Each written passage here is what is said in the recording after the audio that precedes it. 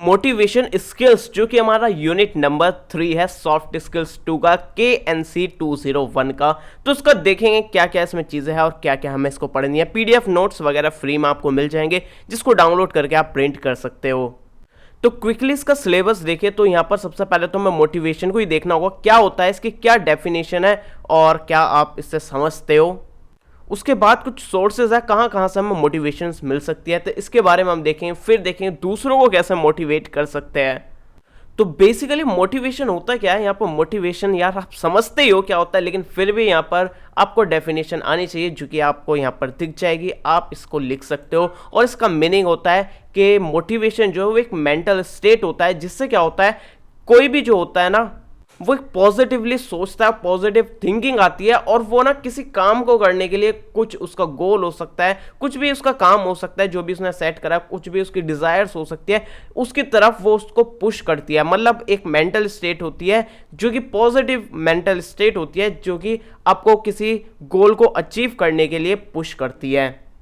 अब देखो यार, ये इधर उधर घुमा फिरा के डेफिनेशन से कुछ नहीं होता, ये आप समझते हो मोटिवेशन क्या होता है, आप फील करते हो कि मोटिवेशन क्या होता है, आप गहराई से समझे हुए हो, मुझे पक्का भरोसा है। और इसको ज़्यादा समझने की ज़रूरत नहीं पड़ेगी आपको क्योंकि डेफिनेशन इजी है, आप इजीली ये 3 लाइन की डेफिनेशन लिख सकते हो और ज़्यादा चाहिए तो यहाँ पर आपको देखने को मिल जाएगी। अब मैं बीच बीच में ये बोलता हूँ ना कि ये आपको डेफिनेशन लिखने को मिल जाएगी 10 मार्क्स में, 2 मार्क्स में। और जो अभी सेशन 2020 to 21 वाले जो देख रहे हैं वो कह रहे हैं भाई हमारे तो MCQs है, आप ये क्यों बोलते हो। तो आपको बता दो ये मैं इसलिए बोलता हूँ क्योंकि ये सिर्फ इसी सेशन के लिए नहीं, और AKTU ने अगर सिलेबस को ये नहीं हटाया या सब्जेक्ट को नहीं हटाया तो अगले सेशन में भी रहेगा जिसमें रिटन एग्जाम होगा जिसमें 2 मार्क्स और 10 मार्क्स के क्वेश्चन होंगे। तो आपका भी ध्यान रखता हूँ और फ्यूचर का भी ध्यान रखता हूँ, तो इसलिए यार समझ जाया करो। अब बात करते हैं टाइप्स ऑफ मोटिवेशंस की, कितने तरह के मोटिवेशंस होते हैं। अब देखो 2 तरह के बेसिकली मोटिवेशंस होते हैं। अब देखो ये जो चीज़ें हैं ना, यहाँ पर कुछ चीज़ सेट नहीं है, मतलब जैसे टाइप्स ऑफ मोटिवेशन यहाँ पर एक पॉइंट ऑफ व्यू से देखें तो 2 तरह के मोटिवेशंस होते हैं और दूसरे पॉइंट ऑफ व्यू से देखें तो और अलग तरह के मोटिवेशंस हो सकते हैं। तो ये मैं इसलिए बोल रहा हूँ कि आप सिर्फ लिमिट मत रहो कि मेरी वीडियोस या फिर नोट्स से, आप जितना हो सके उतना एक्सप्लोर करो, अलग अलग सोर्सेज से पढ़ो, अपने टीचर से पढ़ो, उनके नोट्स लो और जितना हो सकता है उतना पढ़ो, आप एक जगह पर मत रुको। क्योंकि ये जो चीज़ दे रखी है टाइप्स ऑफ मोटिवेशन, ये सिलेबस में नहीं है, ये मैंने अलग से ऐड करी है क्योंकि कॉमन चीज़ है, अगर पूछ ली जाती है तो ये मत बोलना कि यार ये तो हमें पता नहीं। तो इसलिए एक्स्ट्रा चीज़ें मैंने ऐड कर रखी है जो कि हो सकता है थोड़ा अलग हो सके, टाइप्स में अलग हो सके, और कुछ जो है फिक्स नहीं होते। जैसे कि कोई स्किल्स है, जैसे कि कम्युनिकेशन स्किल्स के बारे में लिखूं तो उसमें पॉइंट्स जो है वो अलग अलग हो सकते हैं, आप कुछ और पॉइंट्स लिख सकते हो, मैंने कुछ और लिख रखे हैं। तो वो कुछ इसमें ना, ये ऐसा सब्जेक्ट है इसमें कुछ फिक्स नहीं है कि ये पर्टिकुलर इतने टाइप होते हैं या फिर ये चीज़ होती है। ये मैं बार बार बोलता रहता हूँ सब्जेक्ट के बारे में, तो इस चीज़ को समझा करो। और बाकी तो यार मैं हुई, आपको वीडियोस और नोट्स मिल जाएंगे। अगर ज़्यादा कन्फ्यूजन नहीं चाहते हो कि यार हम परेशान नहीं होने चाहते, ज़्यादा कन्फ्यूज़ नहीं होना चाहते, टाइम भी नहीं बचा है, तो डेफिनेटली आप ये नोट्स और वीडियो आपके लिए काफ़ी रहेंगे। आप इनसे काफ़ी अच्छा number score, maximum number score कर सकते हो। और बाकी आपको मैंने बोल ही रखा है कि बेस्ट यही रहेगा कि आप इसके अलावा भी पढ़ो। और ऐसा भी हो सकता है डेफिनेशन भी आपको कुछ डिफरेंट मिल जाए, जैसे कि मैंने मोटिवेशन की डेफिनेशन ये लिख रखी है, लेकिन हो सकता है आपके टीचर ने कुछ और लिखा रखी हो। तो अलग अलग डेफिनेशंस हो सकती है, लेकिन गहराई जो होगी उसकी, मतलब जो मीनिंग निकलेगा, जो उसका कहने का मतलब होगा वो सेम ही होगा, सिर्फ डेफिनेशन थोड़ी सी चेंज हो सकती है। क्योंकि ये कोई टेक्निकल डेफिनेशंस नहीं होती है कि सिर्फ यही होती है, यही फिक्स होती है, जैसे कि क्लाउड कंप्यूटिंग की हो गई या फिर हमारी ब्लॉकचेन की हो गई। तो ये कुछ फिक्स डेफिनेशन होती है, लेकिन इसमें कुछ ऐसा फिक्स नहीं होता है। तो ये कुछ इंपॉर्टेंट बात थी जो आपको पता होनी चाहिए थी, तो इसलिए मैंने यहाँ पर आपको ये बता दिया है। तो टाइप्स ऑफ मोटिवेशन के बारे में बात करता है। एक होती है इंट्रिंसिक मोटिवेशन और एक होती है एक्सट्रिंसिक मोटिवेशन। पता नहीं यार क्यों चीप, मतलब सेंटर फेस भी नहीं खाई। तो इंट्रिंसिक का मतलब आप समझ रहे हो अंदर से, मतलब जो अंदर से मोटिवेशन है। अंदर से मतलब ये है कि आपको इस तरह की मोटिवेशन मिल रही है कि आपको कुछ फिजिकली यहाँ पर उस चीज़ को अचीव, मान लो कोई आपको गोल है, अगर आप उसको अचीव करने वाले हो, उस चीज़ की मोटिवेशन आपको, तो वो जो इंट्रिंसिक मोटिवेशन होती है उसमें क्या होता है, आपको फिजिकली कुछ नहीं मिलता आउटपुट में। मतलब आपने कोई गोल सेट करा, आपने उसको अचीव कर लिया, तो उसके बदले में आपको कोई रिवॉर्ड वगैरह नहीं देखने को मिलता है, चाहे वो कैश प्राइज हो या फिर लॉटरी बोल रहा हूँ यहाँ पर, आपको ट्रॉफी मिल रही हो या फिर गोल्ड मेडल मिल रहा हो या फिर पॉपुलैरिटी फॉलोअर्स मिल रहे हो, इस तरह का मतलब कुछ प्रैक्टिकली कुछ यहाँ पर आपको कुछ फिजिकल चीज़ नहीं मिलती है इंट्रिंसिक मोटिवेशन में। ये सिर्फ इस तरह की मोटिवेशन होती है, इसमें आप इस तरह की एक्टिविटीज़ करते हो जिससे आपको अंदर से सेटिस्फैक्शन मिलता है और आपको फिजिकली कुछ नहीं मिलता, बस खुद को अच्छा लगता है उस काम को करने से और अंदर से आप सेटिस्फाई फील करते हो, आपको साइकोलॉजिकली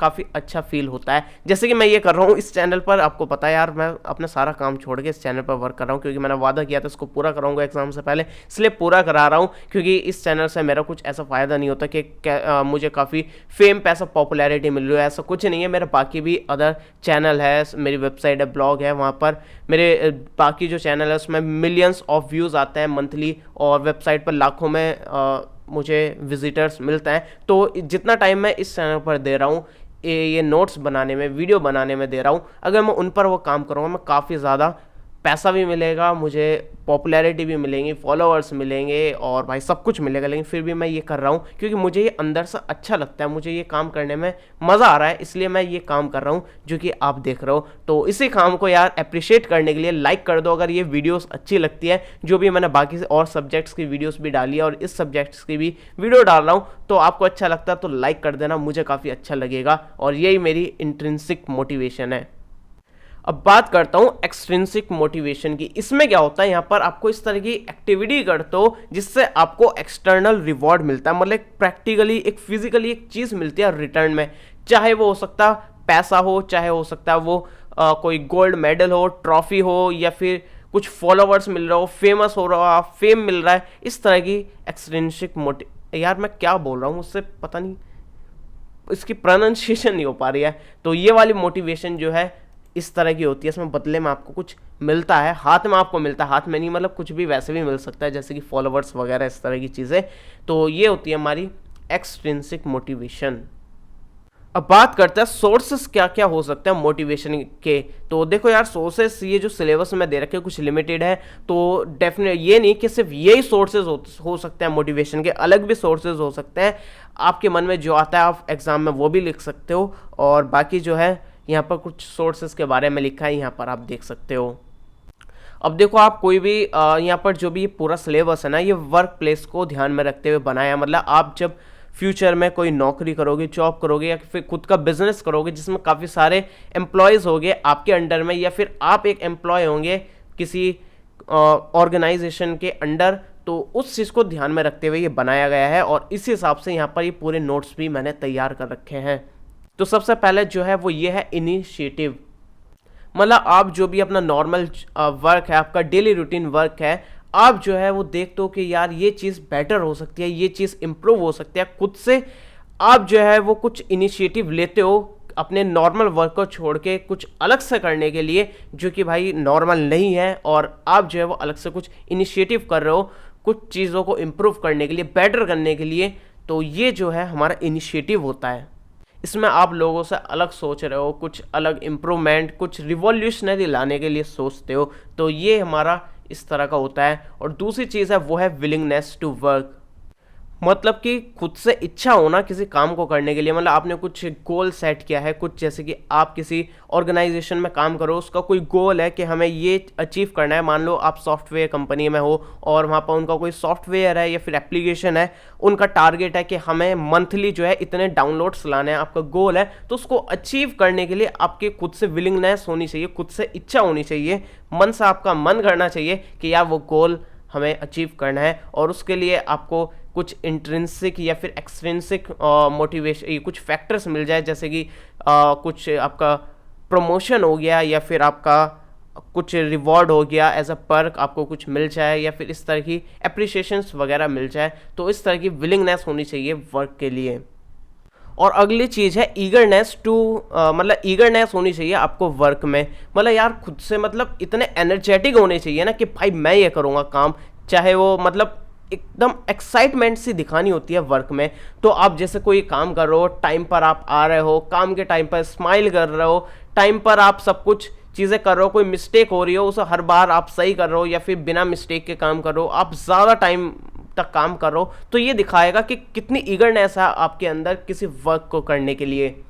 मतलब इससे दिखता है कि आप यार बहुत ज़्यादा इंटरेस्ट दिखा रहे हो उस काम को करने के लिए, और इससे ना आप भी मोटिवेट होते हो और सामने वाले का जो जिस आप ऑर्गेनाइजेशन में वर्क कर रहे हो वो भी काफ़ी आपको देख कर मोटिवेट होता है। अब बात करते हैं लर्निंग एबिलिटी की। देखो हर इंसान में लर्निंग की एबिलिटी होनी चाहिए। जितना ज़्यादा वो लर्न करेगा उतना ज़्यादा वो इम्प्रूव करेगा, उतनी उसकी परफॉर्मेंस इम्प्रूव होगी। तो जहाँ से जो भी दिखे यार सीखो और स्किल्स को इम्प्रूव करो, और जितना ज़्यादा आप लर्न करोगे उतना ज़्यादा आप इम्प्रूव करोगे। और ये जो है आपको सेपरेट कर देता है, जो कि मतलब जिन्होंने जितना सीख लिया और जितना पढ़ लिया बस उतना ही है, उनसे आपको ये अलग बनाता है अगर आपकी लर्निंग एबिलिटी अच्छी है और आप टाइम टाइम पे कुछ ना कुछ लर्न करते रहते हो। जो कि यार मैं शुरू में ही बोल रहा था कि यार इसके अलावा भी आप एक्स्ट्रा देखा करो और भी सर्च करके देखा करो, और जो भी आपको सोर्सेस मिले उनसे भी देखने की कोशिश करा करो क्या क्या सिलेबस में है। अब बात करते हैं गोइंग एक्स्ट्रा माइल्स, मतलब आप कुछ एक्स्ट्रा काम करो। जैसे कि आपके कंपटीशन में, जैसे मैं एप्लीकेशन के बारे में बात कर रहा था, आप किसी ऑर्गेनाइजेशन में काम करो, उनका टारगेट है कि हमें मंथली 1 मिलियन डाउनलोड्स लाने हैं, 1 मिलियन डाउनलोड्स हमारे एप्लीकेशन पर आने चाहिए। लेकिन आप इतना काम करो कि आप जो है वो 1 मिलियन की जगह 2 मिलियन डाउनलोड्स लेकर आओ। या फिर आप ऐसा काम करो जैसे कि कोई नॉर्मल सा वर्क है जो कि डेली रूटीन का वर्क है, जैसे कि 9 to 5 आप जॉब कर रहे हो और उसमें जो आउटपुट निकाल रहे हो, तो आप ऐसा कर सकते हो कि आप ज़्यादा टाइम वर्क कर सकते हो और ज़्यादा आउटपुट निकाल कर दे सकते हो। मतलब आप कुछ ऐसा करो, एक्स्ट्रा करो, जो बाकी लोग कर रहे हैं वही आप करो, तो आप में और दूसरे में कुछ फ़र्क नहीं रहेगा। कुछ ऐसा एक्स्ट्रा करो जो कि आपको दूसरे से डिफरेंट बना दे। जैसे कि आपका कोई कॉम्पिटिटर है मार्केट में, जैसे कि मैं एप्लीकेशन का एग्जांपल दे रहा था, आपका कोई आप भी अपनी एप्लीकेशन में वही चीज़ प्रोवाइड कर रहे हो जो दूसरा बंदा प्रोवाइड कर रहा है, तो लोग किसको सेलेक्ट करेंगे? दोनों में से किसी को भी सेलेक्ट कर लेंगे। लेकिन आप जो है कुछ एक्स्ट्रा डालो अपनी एप्लीकेशन में, जिसमें लोग जो है वो दूसरी एप्लीकेशन को छोड़ के आपकी एप्लीकेशन को सेलेक्ट करें कि यही एप्लीकेशन हमें यूज़ करनी है क्योंकि हमें ये चीज़ एक्स्ट्रा या फिर बेटर देखने को मिलती है। तो यहाँ पर यही मतलब है गोइंग एक्स्ट्रा माइल्स का, कि आप कुछ ना कुछ एक्स्ट्रा करो अपने काम में, अपने जो भी आपका आउटपुट निकल रहा है, जो भी आपका रिजल्ट है, सब में आप कुछ ना कुछ एक्स्ट्रा करो, जिससे आप जो है कुछ दूसरों से डिफरेंट हो पाओ। अब बात करते हैं लर्निंग एंड एनालिसिस। देखो यहाँ पर अगर आप एआई पढ़ चुके हैं, जो कि मैंने आपको यहाँ पर वीडियोस डाल रखे एआई की नोट्स वगैरह की, तो उसमें भी मैंने बताया था, उसमें डेटा एनालिसिस के बारे में बताया था कि डेटा जो भी हम गैदर करते हैं, एनालिसिस करते हैं, उसमें पैटर्न वगैरह ढूंढते हैं, तो काफ़ी सारी चीज़ें हमें नई देखने को मिलती है, कुछ नया सीखने को मिलता है, कुछ नई चीज़ निकल कर आती है उस डेटा में से। तो यही है कि डेटा आपको अपना ही कलेक्ट करना है, या फिर जो भी आपका वर्क है उसका, मतलब जैसे कि डेटा आपका क्या हो सकता है, आपकी स्किल्स हो सकती है, या फिर जो आप वर्क प्लेस पर आपका काम है आपका वो डेटा हो सकता है। तो उसकी एनालिसिस करो कि उसमें आप ना चेक करो कि आपने क्या करा है, क्या इसमें कमी रह गई है, क्या चीज़ में इम्प्रूव कर सकता था, और आपने ऐसा किया तो क्या हुआ, और वैसा करते तो क्या होता। तो इस तरह से आप देखेंगे तो आपको कुछ नई चीज़ पता चलेगी जिसका आप यूज़ कर सकते हो और इम्प्रूवमेंट ला सकते हो अपने आप में या फिर अपने वर्क में। जैसे कि आप अपनी स्किल्स का ही एनालिसिस करो कि मुझे क्या क्या आता है, क्या क्या नहीं आता है, तो आप जो लर्न करेंगे कि अगर मुझे ये आता तो मैं इस चीज़ को बेटर कर सकता था, या फिर ये मुझे आता है लेकिन इससे कुछ फ़ायदा नहीं हो रहा है। तो इस तरह के एनालिसिस करो और आपको पता चलेगा कि किस स्किल की आपको ज़रूरत है, किसको इम्प्रूव करना है और किसको ज़्यादा आपको प्रैक्टिस करनी है किस चीज़ की। तो इस तरह से लर्निंग कर सकते हो, काफ़ी सारी नई चीज़ होगी अपना एनालिसिस के थ्रू। अब देखो यार, ये आपको यूनिट ऐसे लग रही होगी कि ये क्या प्रवचन चल रहा है, बाबा राम रहीम का यहाँ पर प्रवचन चल रहा है कि यहाँ पर कैसा ज्ञान मिल रहा है। तो यहाँ पर असली ज्ञान देखना है तो आपको केके वर्ड, मेरा दूसरा यूट्यूब चैनल जिसमें टैक्स से रिलेटेड काफ़ी ज़्यादा मस्त ज्ञान देता रहता हूँ, ये जाकर देखना, काफ़ी मज़ा आएगा आपको, काफ़ी कुछ नया सीखने को मिलेगा, काफ़ी कुछ नया जानने को मिलेगा। देखना, वीडियो चेक करना, मज़ा आता है तो सब्सक्राइब करना। जैसे कि टेक मिस्टेक्स बता रखे मैंने, जो 10 ऐसी गलतियां जो आपको इंटरनेट पर कभी नहीं करनी चाहिए, कर दी तो आप बहुत बुरे फंस सकते हो। और भी काफ़ी सारी अवेयरनेस वाली वीडियोस, टैक्स से रिलेटेड वीडियोस डालता हूँ, एक बार जाकर चेक कर लेना। और इसी तरह यहाँ पर काफ़ी सारे प्रोडक्ट्स जो है वो मैं सेल भी करता हूँ, जो कि मेरे पास रिव्यू के लिए आते हैं, रिव्यू के बाद मेरे पास ऐसे ही पड़े रहते हैं, तो उनको कम प्राइस पर सेल कर देता हूँ। केके स्टोर केके वर्ड पर मिल जाएगा, जो हमारी वेबसाइट है वहाँ पर केके स्टोर मिल जाएगा, क्लिक करके आप चेक कर सकते हो। तो खैर आता है मुद्दे पर और बात करता है मोटिवेटिंग अदर्स। मतलब यहाँ पर अब बात करेंगे कि दूसरों को कैसे मोटिवेट कर सकते हैं। तो पहले तो हमने देख लिया खुद को कैसे मोटिवेट करना है और दूसरों को देखना है। अब देखो यार, यहाँ पर हो सकता है कि आप बॉस हो, आपके अंडर काफ़ी सारे एम्प्लॉयज़ हो जिनको आपकी जिम्मेदारी बनती है कि उनको भी मोटिवेट करना। या फिर हो सकता है कि आप ऐसे वर्क प्लेस में हो कि आप एम्प्लॉय हो और आप अपने कलीग्स को भी यहाँ पर मोटिवेट करना चाहते हो। तो मतलब किसी को भी आप मोटिवेट कर सकते हो, ऐसा फिक्स नहीं है कि इसको ही मोटिवेट करना है या फिर उसको नहीं करना है। तो किसी को भी हम एक दूसरे को मोटिवेट कर सकते हैं और इससे क्या होगा, आपका जो भी कॉमन गोल है उसको आप काफ़ी अच्छे से अचीव कर सकते हो। क्योंकि प्रोडक्टिविटी तभी मिलेगी आपको जब सब मिलकर काम करेंगे, सबका साथ सबका विकास होगा। तो काफ़ी स्ट्रेस भी रिड्यूस होता है। मतलब ऐसा नहीं है कि खुद मोटिवेट होकर बैठ गए और इतनी एनर्जी आ गई कि भाई लग गए रात दिन काम करने पर, और बाकी जो आपके साथ के लोग हैं, कलीग्स हैं, वो भाई आराम बिंदास चिल कर रहा है, पार्टी कर रहा है, कुछ कर रहा है, कुछ ना कुछ कर रहे हैं और वो अपने काम को बिल्कुल सीरियसली नहीं ले रहे हैं। तो ऐसा नहीं होना चाहिए। तो आपको दूसरों को भी मोटिवेट करना चाहिए ताकि सब साथ मिलकर अपने गोल को अचीव करें, जो भी आपकी ऑर्गेनाइजेशन का गोल है। तो यहाँ पर कुछ टेक्निक्स के बारे में लिखा है जिसका आप यूज़ कर सकते हो और एक दूसरे को मोटिवेट कर सकते हो। अब जैसे कि मान लो यार आप बॉस हो, तो यहाँ पर आप क्या कर सकते हो, 1-to-1 करस्पॉन्डेंस आप कर सकते हो। कहने का मतलब ये है कि आप 1-to-1 यहाँ पर कम्युनिकेशन करो। मतलब आप मान लो बॉस हो, आपके अंडर मान लो 10 एम्प्लॉय है जो कि आपके अंडर काम करता है। अब ऐसा नहीं है आप सबको 10 के 10 को आप एक साथ मोटिवेट करो, वो भी ठीक है, लेकिन अगर आप सिंगल सिंगल करेंगे ना तो वो ज़्यादा बेटर भी रहेगा और ज़्यादा इफेक्टिव रहेगा। जो आपका एम्प्लॉय होगा उसको भी लगेगा कि हाँ भाई उसकी भी कुछ इंपॉर्टेंस है। आप उसको अकेले में मोटिवेट करो, उसको बता रहे हो कैसे वो इम्प्रूव कर सकता है अपने काम को, कैसे वो इम्पॉर्टेंट है उनके लिए और कैसे वो एक अच्छा आउटपुट निकाल कर दे सकता है।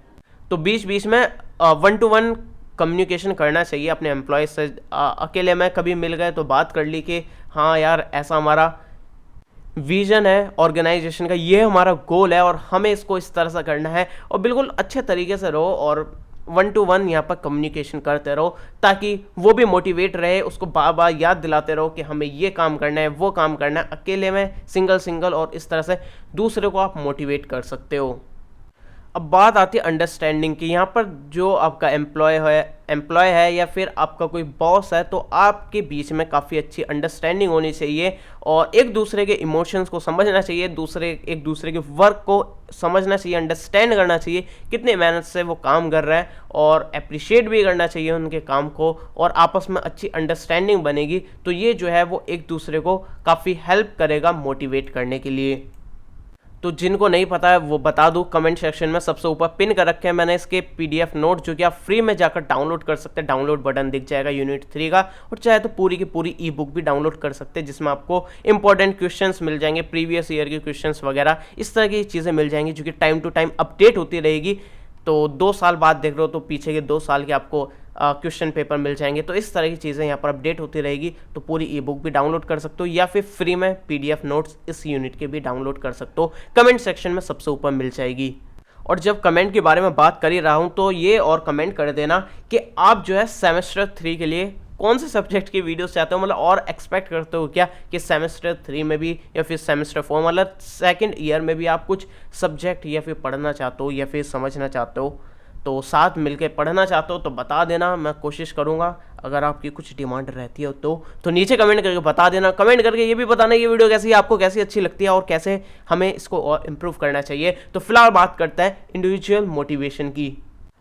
तो जैसे कि हमने पहले ऊपर बताया था कि 1-to-1 करस्पॉन्डिंग होनी चाहिए, कम्युनिकेशन होना चाहिए, और इसी तरह यहाँ पर इंडिविजुअल मोटिवेशन होनी चाहिए। अब देखो यार, आपके पास अलग अलग एम्प्लॉयज़ हो सकते हैं जिनके अलग अलग गोल्स हो सकते हैं या फिर उनका ना मोटिवेट होने का जो पॉइंट ऑफ व्यू है वो अलग अलग हो सकता है। मतलब हो सकता है किसी के लिए यहाँ पर प्रमोशन ज़रूरी हो सकता है किसी के लिए ये इम्पोर्टेंट हो सकता है कि जो वो काम कर रहा है उसका रिजल्ट जो है वो अच्छा आना चाहिए, आउटपुट अच्छा आना चाहिए, या फिर किसी का हो सकता है कि वो अपनी स्किल्स को इम्प्रूव कर रहा हो। तो डिफरेंट लोगों के डिफरेंट थॉट्स हो सकता है। तो उसी के अकॉर्डिंग अलग अलग लोगों को अलग अलग तरीके से आप मोटिवेट करो।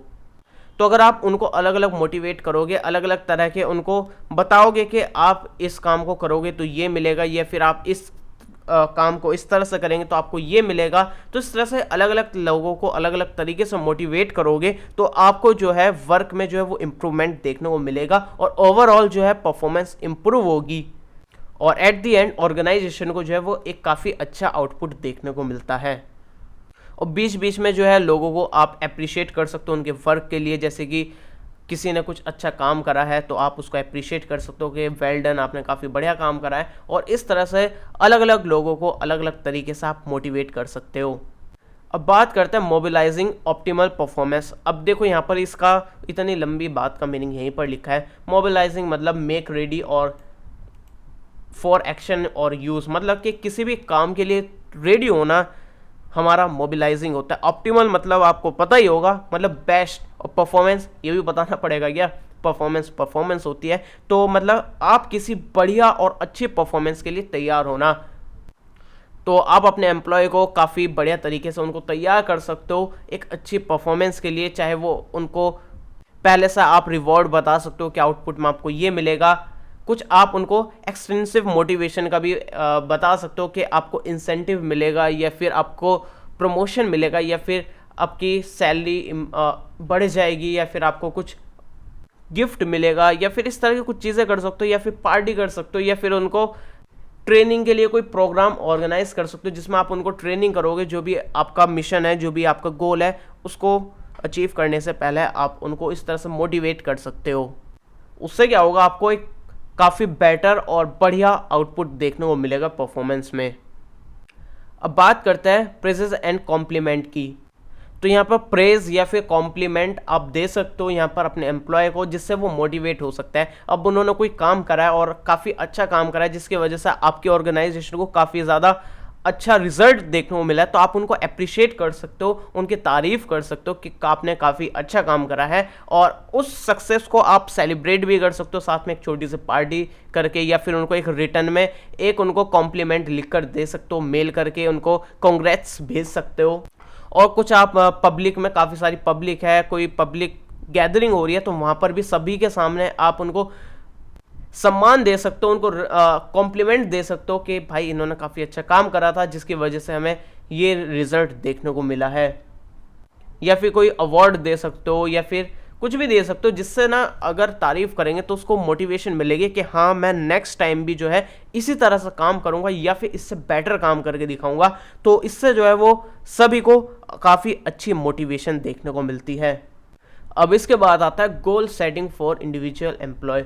तो हर एक एम्प्लॉय के लिए आप जो है वो अलग अलग गोल सेट कर सकते हो। अब आपने किसी को, आपके अंडर में 10 एम्प्लॉय है तो सभी के लिए अलग अलग गोल सेट कर दो। जैसे किसी का काम है मार्केटिंग का, कि हमें जो है 50,000 जो है वो नए यूज़र चाहिए सिर्फ मार्केटिंग के थ्रू, और एक दूसरे एम्प्लॉय के लिए दूसरा टारगेट सेट कर दो कि हमें इस तरह का यूज़र इंटरफेस बनाना है। अगर कोई एप्लीकेशन की आपकी ऑर्गेनाइजेशन है तो उस एम्प्लॉय का काम रहेगा कि इस तरह का यूज़र इंटरफेस बनाओ और उसके बाद आप यूज़र से फीडबैक लो यूज़र इंटरफेस के बारे में। और सभी से हमें काफ़ी अच्छे रेटिंग चाहिए, 5 में से इतने स्टार चाहिए कि ओवरऑल रेटिंग हमारी 4.5 या फिर उससे ज़्यादा की रहनी चाहिए। इस तरह की अलग अलग एम्प्लॉय के लिए अलग अलग गोल सेट कर दो। अब इससे क्या होगा, अलग अलग एम्प्लॉय के लिए जब गोल सेट रहेगा तो वो उसको अचीव करने के लिए कुछ भी करने की कोशिश करेगा, और उसका जब गोल सेट रहता है ना तो वो काम अपने आप हो जाता है। अगर गोल सेट नहीं होगा ना तो हो सकता है उस चीज़ को अचीव करने में काफ़ी प्रॉब्लम हो या फिर थोड़ा डिले हो जाए। और आपने जब गोल सेट कर दिया और जब वो गोल अचीव हो जाएगा ना उसके बाद उसको मोटिवेशन ऐसे ही मिलेगी ना कि वो बोलेगा कि अब जो है हम इससे भी ज़्यादा बेटर करके दिखाएंगे। तो गोल सेट होगा तो सबसे पहला तो काम जो है वो काफ़ी बढ़िया और तेज़ी से होगा, और काम होने के बाद आपको इस तरह का सेटिस्फैक्शन मिलेगा और मोटिवेशन मिलेगी कि आप आगे वाले काम को भी काफ़ी बढ़िया करेंगे। तो इससे ओवरऑल जो है वो एम्प्लॉय की और ऑर्गेनाइजेशन की परफॉर्मेंस जो है वो काफ़ी इम्प्रूव होती है। अब इसके बात करते हैं इंडिविजुअल कल्टीवेशन ऑफ स्किल्स। मतलब यहाँ पर हमें स्किल्स को जो है वो इम्प्रूव करते रहना चाहिए, मतलब नई से नई स्किल्स सीखनी चाहिए, चाहे वो आपकी पर्सनल लाइफ हो या फिर प्रोफेशनल लाइफ हो। तो अगर आप स्किल ग्रोथ पर ध्यान रखोगे ना, हार्ड वर्क करोगे, उस पर देखोगे ना कि आप में कौन कौन से स्किल्स है, किसको आप इम्प्रूव कर सकते हो, कौन से स्किल्स की आपको ज़रूरत है जो कि आपको आगे फ्यूचर में इम्प्रूव कर सकती है। तो नई से नई स्किल्स सीखोगे तो आपको काफ़ी ज़्यादा इम्प्रूवमेंट देखने को मिलेगा आपके परफॉर्मेंस पर और ओवरऑल रिजल्ट पर। तो इसमें क्या कर सकते हो, जो भी आपके एम्प्लॉय है, जो भी आपके साथ के कलीग्स है या फिर एम्प्लॉयज़ है, तो उनके साथ आप काम करो, देखो उनमें कौन कौन सी स्किल्स हैं, उनको कैसे वो इम्प्रूव कर सकता है और कैसे वो ओवरऑल आउटपुट काफ़ी अच्छा निकाल सकते हैं। तो इस तरह से उनको मोटिवेट कर सकते हो आप कि आप जो है वो इस स्किल को इम्प्रूव करो, काफ़ी बेटर कर सकते हो कि आप जो है वो काफ़ी अच्छे हो, बस थोड़ा सा इसको इम्प्रूव कर लो, इस स्किल को आप बेटर कर सकते हो। तो इस तरह से नई स्किल्स आप सिखा सकते हो उनको और उनको बता सकते हो। और अगली चीज़ जो है वो हर एम्प्लॉय को जो है वो आपको उनका एक्टिव इन्वॉल्वमेंट रखना चाहिए। मतलब ऐसा नहीं है कि आप मैं सेम एग्जांपल ले रहा हूँ कि हमारी कोई ऑर्गेनाइजेशन है जिसमें हम कोई ऐप बना रहे हैं और उसमें काफ़ी सारे लोग हैं, एम्प्लॉयज़ हैं जो वर्क कर रहे हैं, वर्कर्स हैं। तो ऐसा नहीं है कि आप अकेले अकेले या फिर कुछ मेन जो आपके एम्प्लॉयज़ हैं उनके साथ वर्क कर रहे हो और अपने काम को आगे बढ़ा रहे हो। तो ऐसा नहीं होना चाहिए, सभी को साथ में लेना चाहिए और सभी को बताना चाहिए कि उनकी भी इम्पोर्टेंस है और उनके बिना ये काम अधूरा है। तो सभी को उनकी इम्पोर्टेंस दिलाना ज़रूरी है। अगर आप सबको बताएंगे कि आप हमारे लिए कितने इम्पोर्टेंट हो, तो वो काफ़ी मोटिवेटेड फील होंगे और काम को जो है वो काफ़ी अच्छे से करेंगे और उनको भी काम करने में मज़ा आएगा। तो सभी को आपको फील कराना चाहिए, एक एक बंदे को, कि आप जो है वो हमारे लिए काफ़ी इम्पोर्टेंट हो और आपका इन्वॉल्वमेंट हमारे लिए काफ़ी ज़रूरी है। अब अगली चीज़ जो है वो ट्रस्ट है। अब देखो, चाहे वो एम्प्लॉय हो या फिर वर्क हो या फिर जो भी हो, ट्रस्ट होना ज़रूरी है। चाहे वो एक बॉस और एम्प्लॉय के बीच में ट्रस्ट हो, चाहे वो एम्प्लॉय के द्वारा करा गया वर्क हो उसमें ट्रस्ट हो, मतलब ट्रस्ट जहाँ भी दिखे ना वहाँ होना चाहिए। जो भी, चाहे वो टीम मेंबर्स हो, उनके आपस में ट्रस्ट होना चाहिए और उनको भरोसा होना चाहिए कि जो भी हमारे एम्प्लॉय काम कर रहे हैं कि वो सही कर रहे हैं और वो जो है वो मेहनत से कर रहे हैं और गलत नहीं कर रहे हैं हमारे लिए। तो अगर आपको लगता है उनसे बात करो, लेकिन एट दी एंड आपको ट्रस्ट होना चाहिए एक दूसरे पर और साथ में एक दूसरे के काम पर भी ट्रस्ट होना चाहिए। और यहाँ पर कुछ तरीके दे रखे जिससे आप ट्रस्ट बिल्ड कर सकते हो वर्क प्लेस पर। तो ये कुछ बेसिक सी चीज़ें हैं जो कि आप खुद भी लिख सकते हो, अपनी तरफ से ऐड भी कर सकते हो, जैसे कि ऑनेस्ट रहो, ईमानदार रहो, सपोर्टिव रहो, एक्टिव लिसनर बनो और कंसिस्टेंट रहो अपनी परफॉर्मेंस में। ऐसा नहीं है कि अब आपने काफ़ी अच्छा काम करा और आगे भाई 1-2 साल तक आपका कोई नामो निशान नहीं है, आप कुछ कंपनी को लॉस पहुंचा रहे हो फिर बाद में अच्छा काम कर रहे हो। ऐसा नहीं होना चाहिए, आप कंसिस्टेंट रहने चाहिए अपनी परफॉर्मेंस में। आपका एटीट्यूड, आपका बिहेवियर अच्छा होना चाहिए, ट्रांसपेरेंट होने चाहिए। आप ऐसा नहीं है कुछ छिपा रहे हो, कुछ अंदर दबाए रखे हो, तो ऐसा नहीं होना चाहिए, सब कुछ ट्रांसपेरेंट होना चाहिए। और इसी के साथ हमारी यूनिट भी कंप्लीट होगी, पता भी नहीं चला, काफ़ी छोटी छोटी यूनिट्स हैं। इससे नेक्स्ट वाली भी रेडी है हमारी यूनिट, वो भी आपको मिल जाएगी काफ़ी जल्द। कितनी जल्द चाहिए कमेंट करके बता देना। और जिन लोगों ने सब्सक्राइब नहीं कर रखा ना, तो वो भाई सब्सक्राइब भी कर दो, क्योंकि काफ़ी सारे यहाँ पर अगले काफ़ी सारी वीडियोस आने वाली है जो कि इंपॉर्टेंट होने वाली है, जो कि आपको काफ़ी हेल्प करेगी। कौन कौन से सब्जेक्ट्स की वीडियो चाहिए वो भी कमेंट करके बता देना। फिलहाल हमने और भी काफ़ी सारे फर्स्ट ईयर्स की वीडियोस डाल रखी है, चाहे वो इमर्जिंग टेक्नोलॉजी फॉर इंजीनियरिंग हो या फिर आर्टिफिशियल इंटेलिजेंस फॉर इंजीनियरिंग हो, ये भी आप देख सकते हो एकदम फ्री में, इसी स्टाइल में और फ्री नोट्स के साथ मिल जाएगी। फिलहाल चैनल सब्सक्राइब कर दो, वीडियो को लाइक कर दो।